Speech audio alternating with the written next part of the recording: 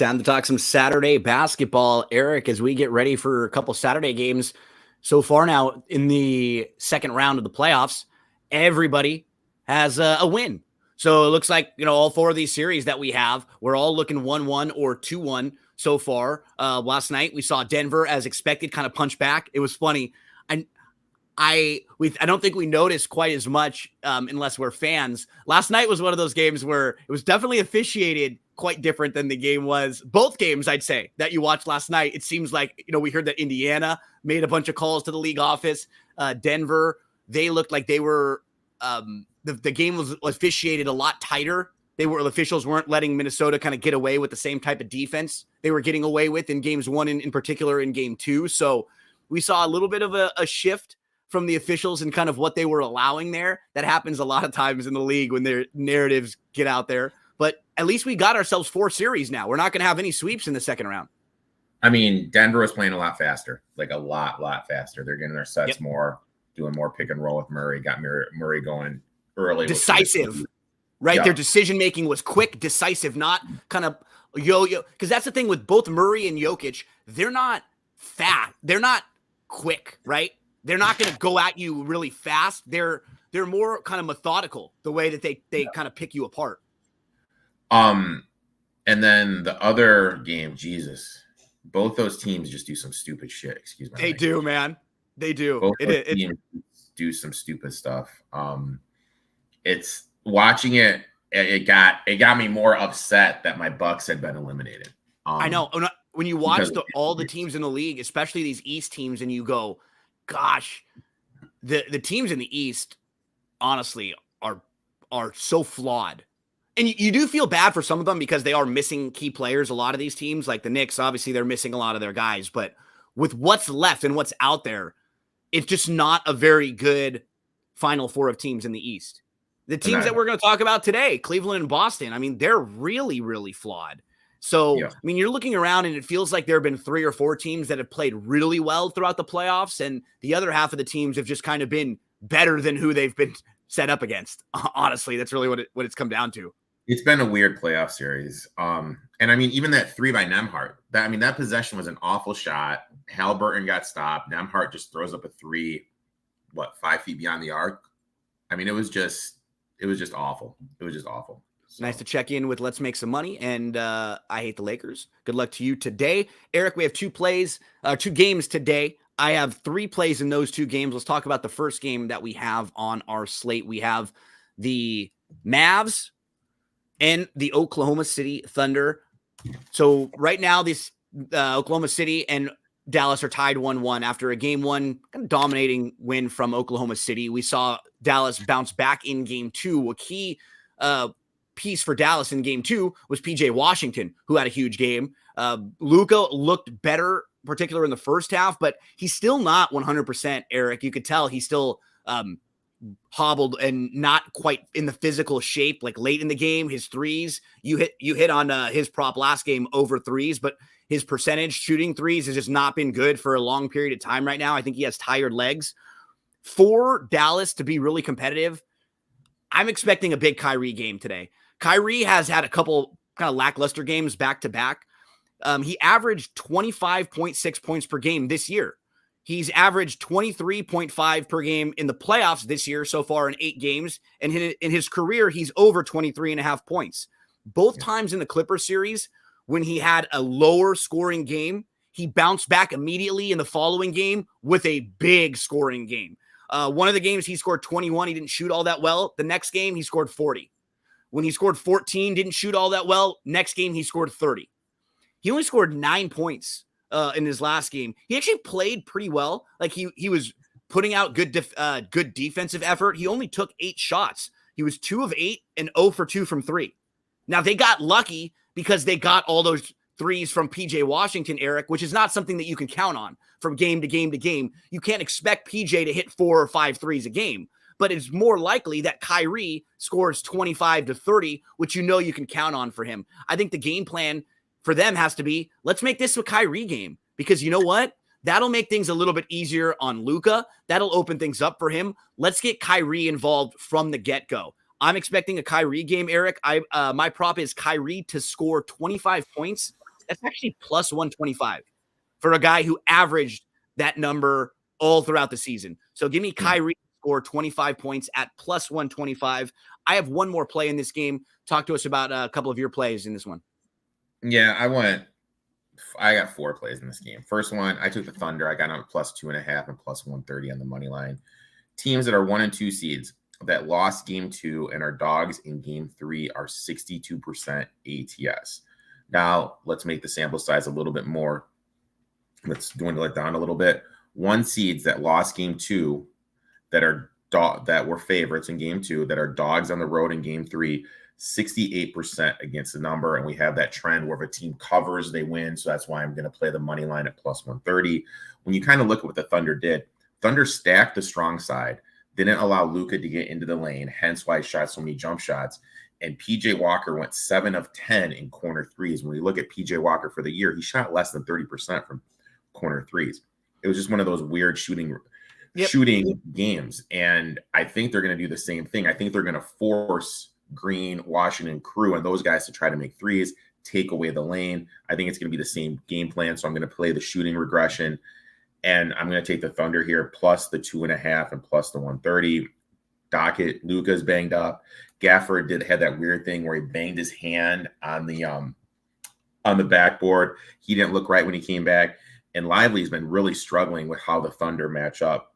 Because so this would be a series where Kleber would actually be helpful for them. Right? Just the way matchups are. Like in the last series, he helped them, but you and I were saying there were some times where Kleber was playing a little too much. They like to lean on him because then they get that 5 out where everybody could shoot. And when they don't have that, and you can see when they have some of those lineups with Lively and with Gafford, they're just sort of forced to play differently. And sometimes it makes them a little bit more predictable. And you have a guy like Chet out there, Eric, that kind of leads to my next play. Chet comes off of a poor game. And I think he actually matches up pretty well with Dallas. Chet was 4 for 12 and 1 for 6 overall from 3. And the key was it was actually his lowest game rebounding for the playoffs. He only had 6. I think you're just going to see a much better effort from Chet here. I'm going to go over 25.5 points and rebounds, the combo for Chet. That's plus 106 for a guy who's averaged over that.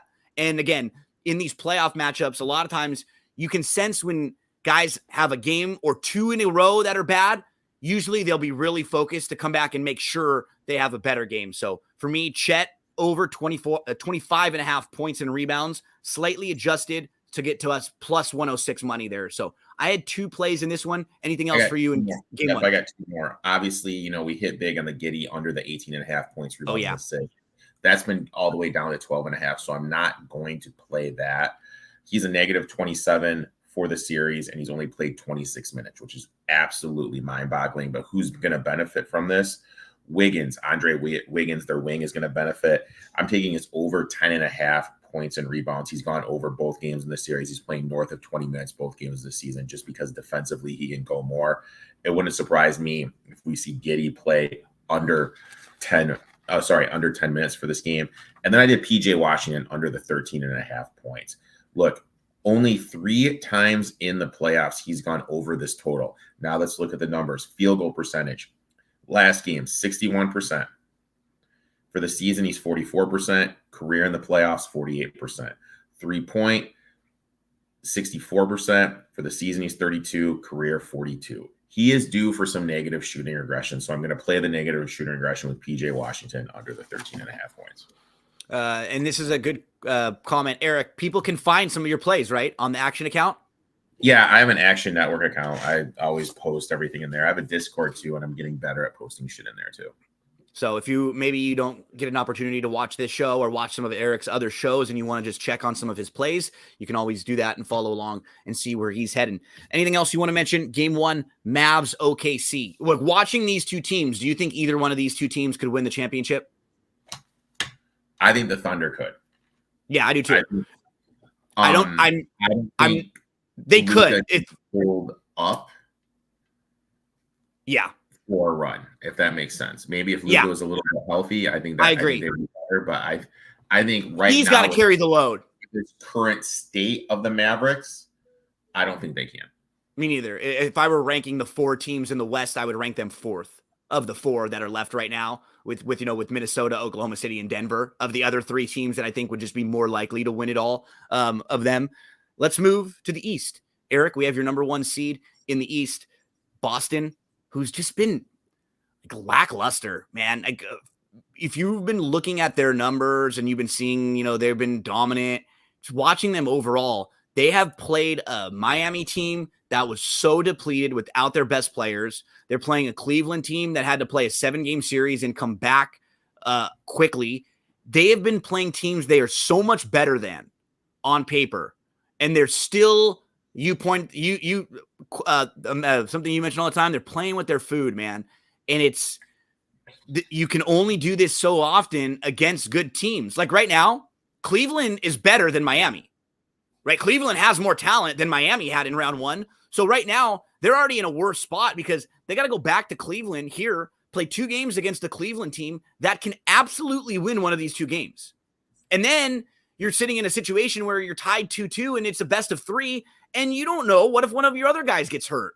You're already out without Porzingis. Like, Boston keeps putting themselves in bad spots, and that's not what really good championship teams do. They put your foot on your throat and they just put you away. And Boston doesn't do that.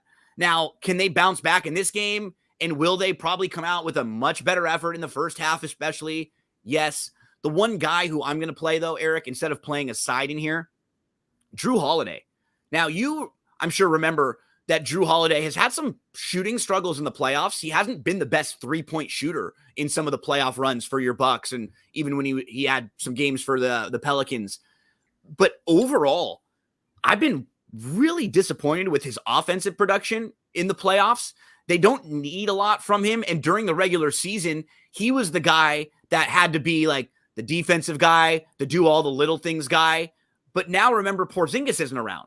So now they need more from him offensively than they did during the regular season. You get that 20 from Porzingis. You're going to get Tatum's 20 or 25. You're going to get Brown's 20 or 25. White's going to chip in another 15. You're set. But right now, things are a little bit different because you're not getting that same effort from Tatum, who's been struggling a little bit overall. You're not getting the production from Porzingis. And now you need more from Jrue Holiday, who's averaging 8.1 points per game in the playoffs. 8.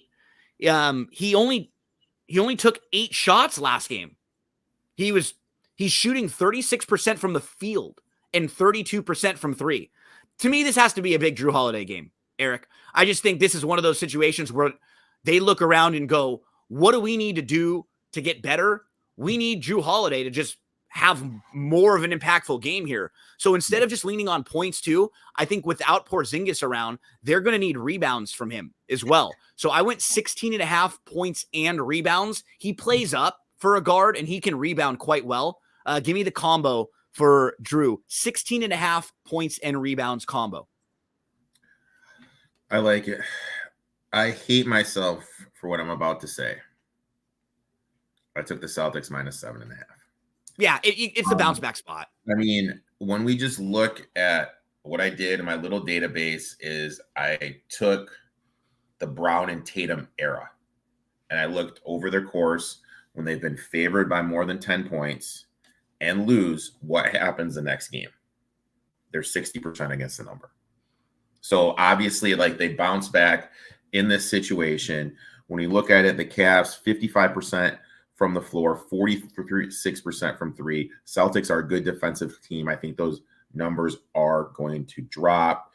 Mobley went 9 of 15 for 21 and 10. You got 21 and 6 from LeVert. I think those guys, their shooting is going to regress. Boston, when I rewatched it, went a lot more ISO. They weren't making that extra swing pass that they normally do. Shot 41% from the floor, 23% from 3. I'm expecting that. I expect they're going to get some positive shooting regression for that. Also, wouldn't surprise me if we start to see more Xavier Tillman minutes. We need to remember him from his run at Memphis. Yep. He was a guy that the Celtics made a move for at the trade deadline. Porzingis is out. Honestly, I think they'd be better with what Tillman brings on the glass. Agree. And defending Mobley. I think he's a good backup big. He's a solid backup big in the league. Like, rebound, play some defense. He's not going to be flashy. You don't want him to play 40 minutes, but you're telling me he 15 minutes a game? He can't play 2 shifts, like a 7-minute and Yeah. an 8-minute shift in each half, No. get you some rebounds. I completely agree with you. He's not as good a shooter as Horford is. So, I mean, that's obviously why he's not going to play, more than 15. Little younger legs, though, can probably help battling for some rebounds. Like you said, Mobley. He played great. Like when he played against your Lakers, when he played for the Grizzlies last year. Really good. He did great. That's someone that they need to start playing a little bit more. So I did the Celtics minus the 7.5, and I did Tatum over 2.5 threes. Yeah. He's due for some shooting regression. He's struggled shooting from deep. He's only averaging 1.6 makes in the playoff. That's down from 3.1 during the regular season. Shooting 27% from 3 during the playoffs. Season 38%. Career 3-point shooter 38%. Playoffs 36. I think we're going to see some positive shooting regression from Jason Tatum here. So I played the over 2.5 threes. It's starting to juice up a little bit. I got this at minus 120. I would not play it over minus 130, so shop around for it. Erik, you a coffee drinker? That's the thing. This is decaf. I can only drink geek. I'm not allowed to have caffeine anymore. So were you before any of the recent stuff? Were you a big coffee drinker? Oh my God. I was doing pre-workout in the morning and then a cup of coffee and then probably 2 more cups a day. So I was living on caffeine. I've never had a cup of coffee in my entire life. Not one. If I had additional energy, it probably wouldn't be good for anybody. I'm pretty el natural with a lot of that. One time I had an energy drink, and I mixed it up. We were doing like a segment on TV, and I don't even drink energy drinks very often. And I was like shaking, just shaking. Like I'm just not used to any of that additional stuff. The down. So for anyone who was curious, the kind of stuff I used to get into when I was growing up, the downers, those fit me better. The uppers, no no you. It's too real for me. I always asked my friend, you guys want to see me on an upper when they were all partying and doing stuff? And everybody would say, nope, we don't want to see that. So no coffee, no uppers, no needed for me. You got to make big changes, right? If the Celtics get eliminated by the Cavs in this round 2, this is the year for Boston where if they're not in the finals, they got to make a tweak.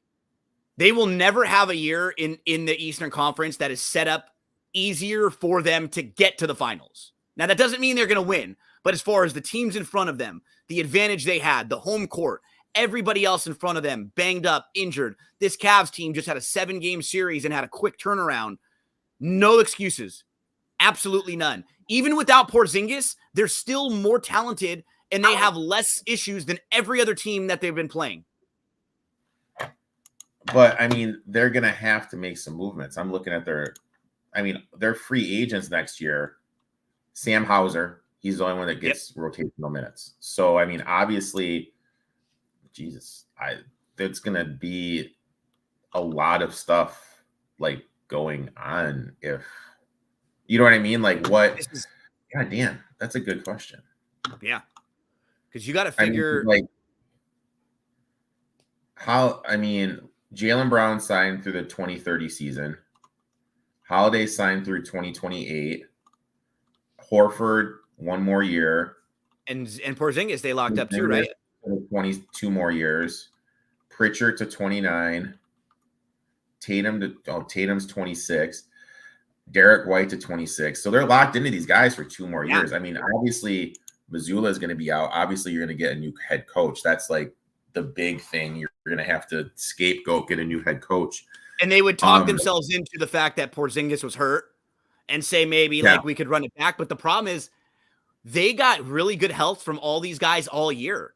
What's more likely, that you're going to get completely healthy all year from a guy like Porzingis and Horford, your bigs, right, who are older and more fragile guys that you can't really expect that from? Or can you expect next year Porzingis to be there again, right? So they would, if I'm them, I can't just, if you get eliminated, and obviously it's a big if, right? They got to lose 3 more games in this series, but I couldn't just roll it back out there the same way next year. I would have to make a change. Probably be the guy that would move. Pritchard, I think, has some value in the league. You could probably get another piece back. I think the main thing that's missing for them is leadership. Holiday is a quiet guy. Brown tries to be a tough, loud guy, but that's really not his style. Tatum's a little bit of the Clippers, right? Yeah, they just really don't have that guy. Definitely gonna have to make a head coaching change. definitely. Jesus, that I don't know.